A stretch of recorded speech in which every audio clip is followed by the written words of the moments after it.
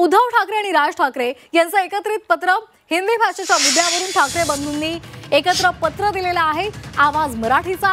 मराठी मातांनो, भगिनींनो आणि बांधवांनो, सरकारला नमवलं का? तर हो, नमवलं। कुणी नमवलं? तर ते तुम्ही मराठी जनांनी नमवलं। आम्ही फक्त तुमच्या वतीने संघर्ष करत होतो, त्यामुळे हा आनंद साजरा करताना सुद्धा आम्ही फक्त या मेळाव्याचे आयोजक आहोत। बाकी जल्लोष तुम्ही करायचाय। वाजत गाजत या, जल्लोषात गुलाल उधळत या। आम्ही वाट बघतोय आपले नम्र राज ठाकरे आणि उद्धव ठाकरे, असं या पत्रामध्ये म्हटलेलं आहे। तर राज ठाकरे आणि उद्धव ठाकरे यांचं हे पहिलं एकत्रित पत्र आपण पाहतोय। आवाज मराठीचा या ठळक शीर्षकाखाली हे मराठी जनांना उद्देशून पत्र लिहिण्यात आलेलं आहे। या संदर्भात अधिक माहिती देत आहेत आमच्या प्रतिनिधी मनश्री पाठक। मनश्री, पहिलं राज ठाकरे आणि उद्धव ठाकरे यांचं एकत्रित पत्र पाहायला मिळतंय। मराठी माणसांना उद्देशून हे पत्र आहे। श्वेता, आपण बघितलं की राज ठाकरे, उद्धव ठाकरे हे नेहमीच काही ना काही आवाहन हे आपल्या राजकीय पक्षातल्या कार्यकर्त्यांना, पदाधिकाऱ्यांना आणि एकंदरीतच महाराष्ट्राच्या जनतेलाही करत असतात। मात्र हे पहिलं पत्र आहे गेल्या अनेक वर्षांनंतरचं की ज्या पत्रामध्ये राज ठाकरे आणि उद्धव ठाकरे यांचं नाव एकत्रितरित्या लिहिण्यात आलेलं आहे आणि दोघांचे विचार म्हणून हे पत्र आता जनतेसमोर ठेवण्यात आलेलं आहे। दोघांनी मिळून हे आवाहन केलेलं आहे।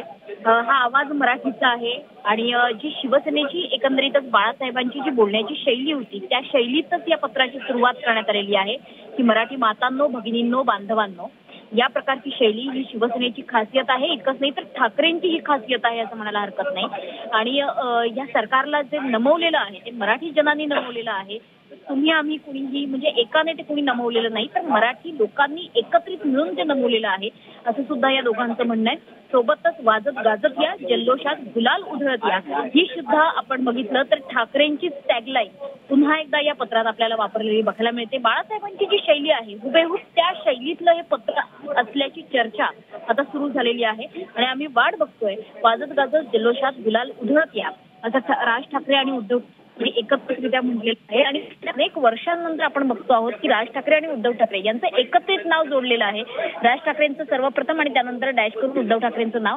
सोबतच NSCIC डोम या ठिकाणी वरळीला पत्ता दिलेला आहे की संध्याकाळी आपण बघितलं तर सकाळी 10 वाजता हा विजयी मेळावा आयोजित करण्यात आलेला आहे 5 जुलैला, अशा पद्धतीची घोषणा सुद्धा करण्यात आली आहे। त्याच्यामुळे हे एक प्रकारचं निमंत्रण पत्र आहे, हे एक प्रकारचं मराठी जनतेला आवाहन आहे।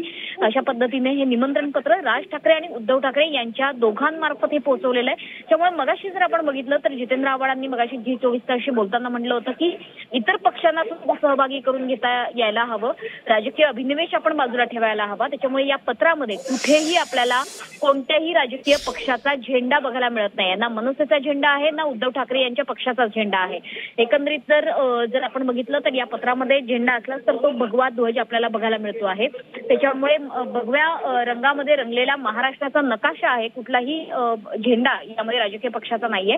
मात्र इतर कोणत्या पक्षांना स्थानही देण्यात आलेलं नाहीये। राज ठाकरे आणि उद्धव ठाकरे या दोघांच्या नावाने हे पत्र देण्यात आलेलं आहे। त्याच्यामुळे आता इतर नेत्यांची नावं या पत्रात तर दिसत नाही। त्याच्यामुळे आयोजकत्व हे राज ठाकरे, उद्धव ठाकरे यांनी स्वतःकडे घेतलेलं आहे। यजमानपद हे राज ठाकरे, उद्धव ठाकरे यांच्याकडे आहे असंच या निमंत्रण पत्रावरून आपल्याला बघायला मिळतंय। त्याच्यामुळे एकंदरीतच ठाकरेंची शैली असणारी वाक्य या पत्रात असल्यामुळे पुन्हा एकदा ठाकरे शैली आता महाराष्ट्राच्या जनतेसमोर या 5 जुलैच्या मेळाव्यातून समोर येणार का, अशी उत्सुकता आता महाराष्ट्रातल्या तमाम जनतेला आहे।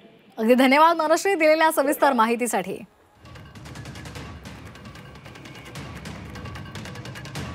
राज ठाकरे आणि उद्धव ठाकरे यांचं हे पहिलं एकत्रित पत्र आपण पाहतोय G24 तासवर आणि या पत्राच्या माध्यमातून त्यांनी मराठी माणसांना येण्याचं आवाहन केलेलं आहे।